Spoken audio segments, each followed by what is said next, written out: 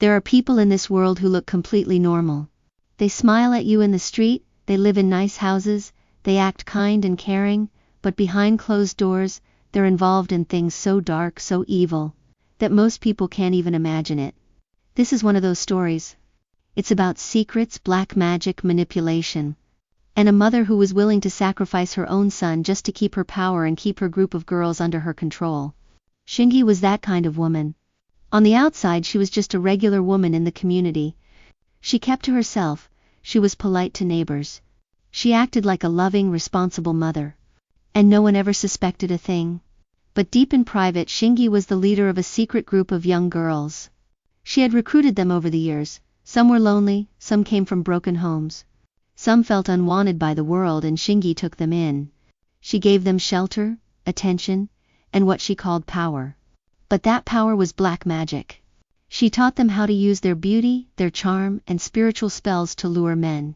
Control them, take their money, their loyalty, and even their feelings. The girls used these tricks to get whatever they wanted and Shingi was the one in charge. She made all the rules, she planned all the moves, and the girls obeyed her without question. Among all those girls, the most beautiful, the most trusted, and the most skillful was Mayday was stunning. She had soft, glowing skin, gentle eyes, and a smile that could make any man immediately weak. She was young, graceful, and she knew exactly how to act around people. She had been with Shingi for years, and she knew all the magic, all the tricks, all the lies. But Mayday had a deep pain inside her. She could not have children. The dark magic she had been involved with for so long had left her barren. And she wanted nothing more in life than to be a mother. Shingi knew this, and she used it against her. She told Mayday that there was a way to reverse it. A way for her to finally conceive, but it came with a terrible price.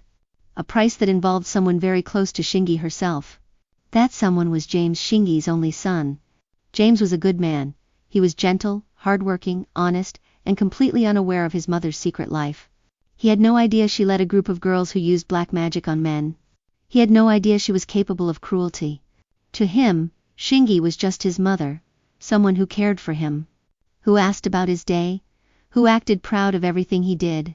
James wanted a simple life, a good wife, a happy marriage, and a family of his own. He had no idea that his own mother was plotting against him, and that the girl she was about to bring into his life was not there for love. She was there for a sacrifice. Shingi's plan was cruel and carefully planned. She told Mayday exactly what to do. Mayday was going to approach James, act like a normal, sweet, innocent girl, and make him fall completely in love with her. She was not to reveal anything about the magic, anything about the group, anything about Shingi's real intentions. Mayday was going to date him, make him trust her, make him believe she was the perfect woman, and then marry him. And once they were married and Mayday became pregnant, James would die. His life force would be used to make the pregnancy possible, to lift the curse that made Mayday barren. Shingi, his own mother, agreed to this. She chose her coven, her power, and her control over her own son's life. Mayday was scared, but she was also desperate. She wanted a child more than anything, and she was too deep into Shingi's world to back out. So she followed the plan. She met James casually, like it was completely accidental. She smiled at him. She was soft-spoken, she listened to him. She laughed at his jokes, and she acted like the most genuine, loving girl he had ever met. James had never been with someone who made him feel so seen, so cared for, so loved. He fell for her quickly, deeply, and completely. He didn't just like her, he trusted her. He told her his dreams, his fears, his hopes for the future. He talked about wanting a small family, a quiet home, and children running around. Mayday listened to every word, and every time he spoke about being a father, her chest felt tight with guilt, but she kept going. She couldn't stop. Their relationship moved fast, but it felt natural to James. They went on dates, they spent evenings talking, they held hands. They cared for each other, and James was convinced he had found the woman he wanted to spend his whole life with. He didn't notice the small strange things, the way Mayday sometimes disappeared at odd hours, the way she avoided certain conversations, the way Shingi always watched them a little too closely. He was too in love to suspect anything was wrong. Before long James proposed. It was romantic, simple, and full of love. He got down on one knee, told Mayday she was everything he ever wanted, and asked her to marry him. Mayday said yes, but inside she was breaking. She knew what was coming. She knew she was lying to a man who loved her honestly. Their wedding was beautiful. It looked like every perfect happy wedding. There was laughter, gentle music, family and friends around. Mayday looked lovely in her dress, calm and joyful on the outside. James was glowing, excited to start his marriage, to build a life together.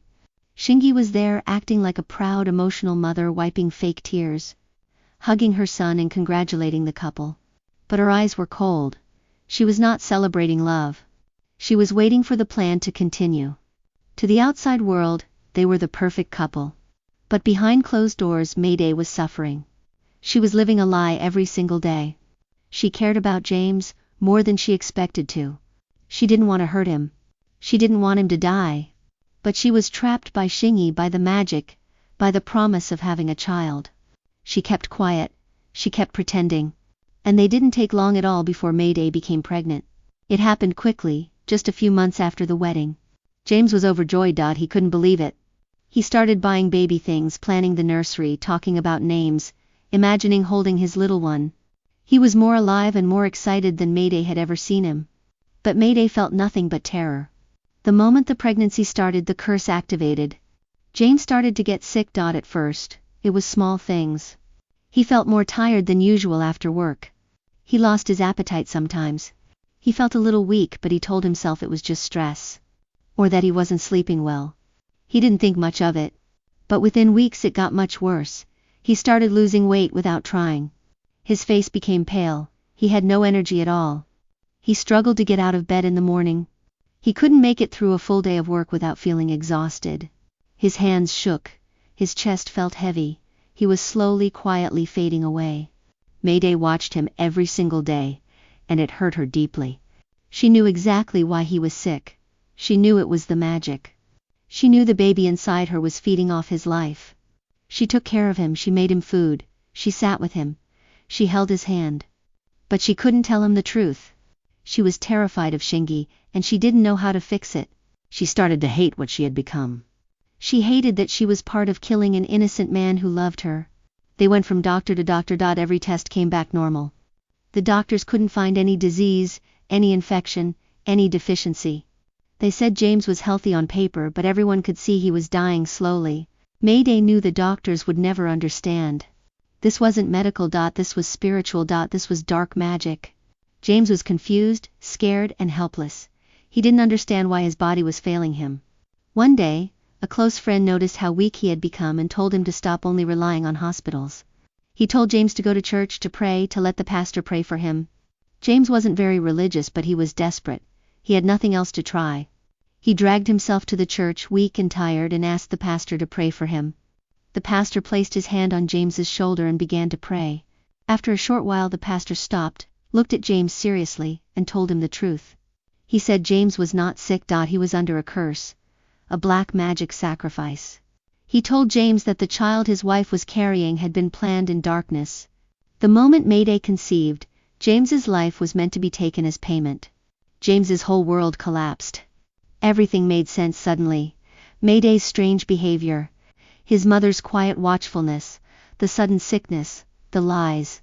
The woman he loved, the mother he trusted, they had been plotting his death from the very beginning. He fell to his knees and prayed with all his heart. He prayed against the curse. He prayed against the magic. He prayed for truth, for protection, for deliverance from evil. He prayed so strongly that the dark power holding him began to shake and break. When Mayday found out that James had gone to church and learned everything, she broke down completely. The curse weakened. The magic started to fail. Shingi became furious when she realized the plan was falling apart. She confronted Mayday, screaming at her for betraying the group, for ruining everything. But Mayday had had enough. She was tired of lying. She was tired of hurting people. She was tired of being controlled by darkness. She went to James and confessed everything. She told him about Shingi's group, about the black magic, about the deal, about the plan to sacrifice him so she could have a child. She cried and told him that she hadn't wanted to do it, that she had grown to care for him, that she was sorry. By then the power of James's prayer had already broken the curse. His strength started coming back, his energy returned. The child inside Mayday was no longer tied to his death. Shingi's group fell apart. Her power was exposed. Her evil plans failed. James was left hurt, betrayed and shocked that his own mother could do such a thing. Mayday had to face the consequences of her choices, the lies she told, and the pain she caused. This story isn't just a made-up tale. It's a reminder that not everything that looks perfect is real. That some people hide darkness behind kindness. That family doesn't always mean love.